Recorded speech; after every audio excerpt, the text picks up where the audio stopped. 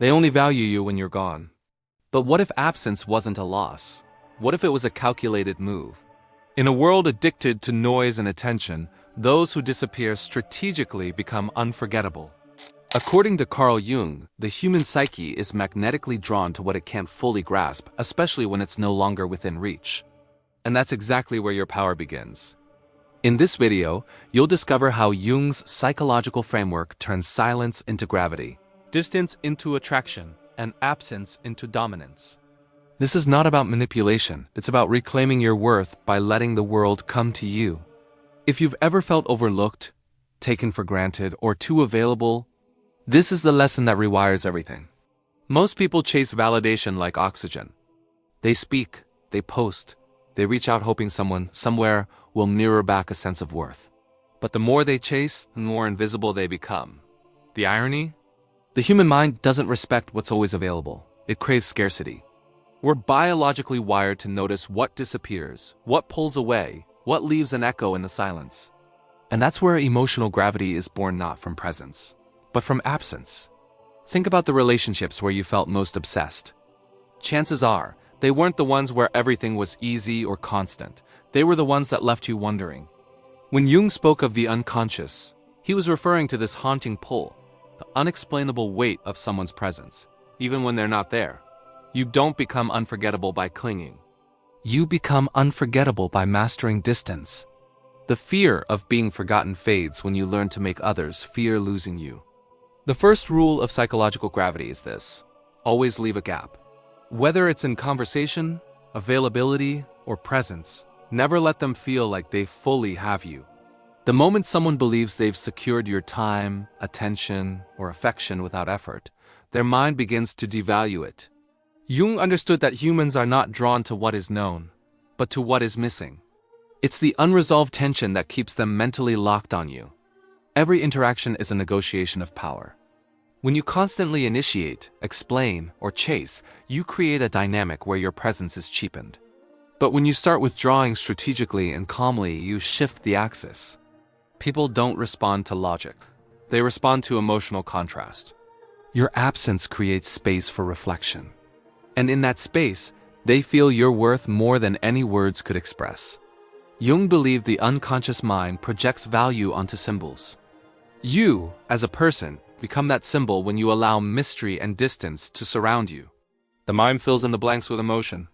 When you're not texting back immediately, when you disappear without an explanation, you stop being predictable. Predictability is the enemy of desire. It's the friction between what they expect and what they experience that makes them obsessed. Letting them miss you isn't passive. It's power. It's the art of being remembered in the silence, of making your energy linger long after your body leaves the room. You're not ghosting, you're igniting longing.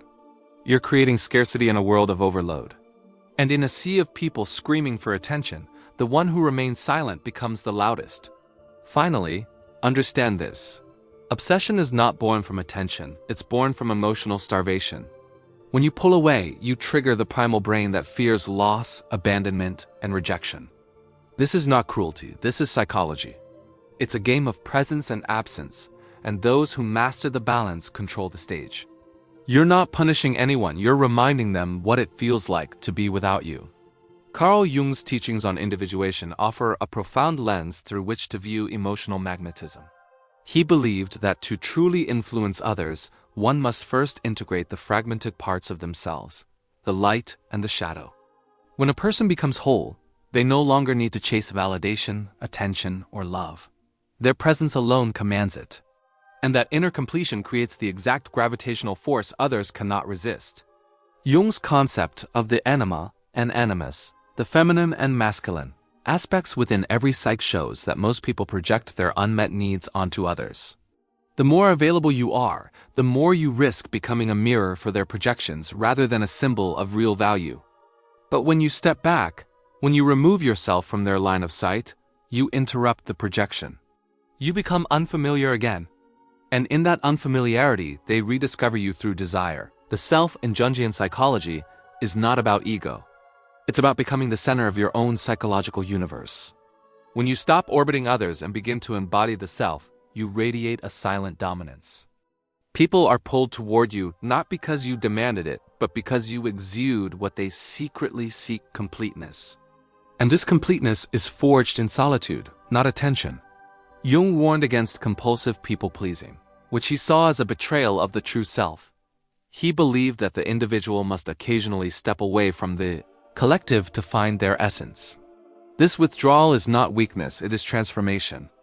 And ironically, it is in your absence that others begin to reflect on your presence. When you're always available, you're taken for granted. When you're gone, you're idealized.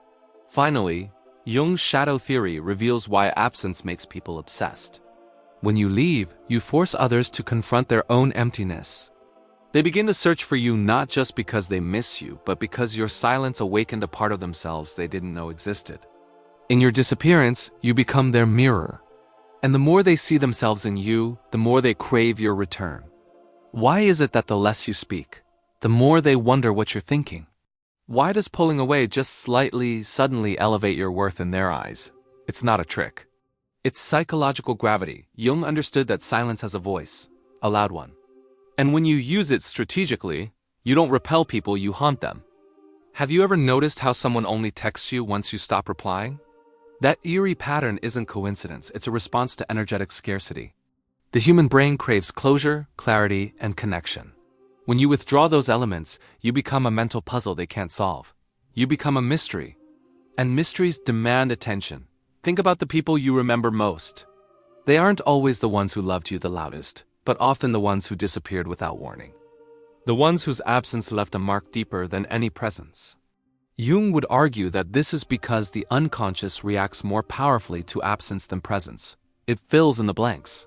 It imagines, it creates longing. What if you could trigger that effect at will? What if every time you stepped back, people leaned in? It's not about playing games, it's about understanding the hidden levers of attraction. Psychological gravity isn't flashy. It's not loud, but it bends perception in your favor. People start to believe they need to win you over, and that shift is where power is born. So what's the right amount of distance? Too much and they forget you. Too little and they feel entitled. But that sweet spot, that calibrated silence, that's where the magic happens. And once you learn to wield it, people won't just remember you. They'll feel your absence like a ghost in the room. The moment you step out of constant availability, you activate the mirror of self-reflection in others. They begin to ask themselves, why aren't they reaching out? Did I do something wrong? Are they with someone else? These aren't just questions, they are inner storms. Your silence becomes a psychological trigger, causing others to spiral inward and project desire where there once was indifference. This is the paradox of attention. The more you chase it, the more it runs. The more you hold it loosely, the more it clings to you. Carl Jung knew this dance well. In his view, what we resist persists, but what we allow to drift often returns with deeper resonance. When you stop chasing, you stop radiating need, and people respond not to your words, but to the energy you withhold. Psychological gravity is not about manipulating others, it's about aligning your presence with value. When you're always available, you become noise. But when you're rare, you become signal. And the human brain is hardwired to chase signals, especially the ones it can't fully decode. That's the game you begin to play. Not the loud seduction of attention, but the quiet torment of wondering. People don't fear losing what they understand, they fear losing what they never figured out. That's what makes absence so powerful. It leaves room for imagination, regret, and obsession. Jung saw this as part of the shadow. We become haunted not by what's known, but by what's suppressed, withheld, and mysteriously absent. In a world that overshares, your decision to step back makes you magnetic. In a culture addicted to noise, your silence becomes a scream. The impact is not immediate, it's slow, creeping, and deeply emotional. And once you've been etched into someone's unconscious, your power no longer depends on presence. It's already embedded in memory, in dreams, in absence. So much of power isn't about what you do, it's about what you don't. Letting others feel your absence isn't weakness. It's a form of communication deeper than words. It says, I don't need to be loud to be felt. I don't need to chase to be desired. And that alone shifts the dynamic. You move from seeker to source. Carl Jung believed that transformation occurs when a person integrates their unconscious shadows with conscious will. Your silence, your distance, your restraint, these aren't signs of coldness, but evidence of mastery. You are no longer reactive, you are intentional. And that's why they begin to crave what you haven't even said, so let them miss you, let them wonder. Let your absence speak. Because in that silence, your presence becomes legendary. Not for how often you appeared, but for how unforgettable you became the moment you disappeared.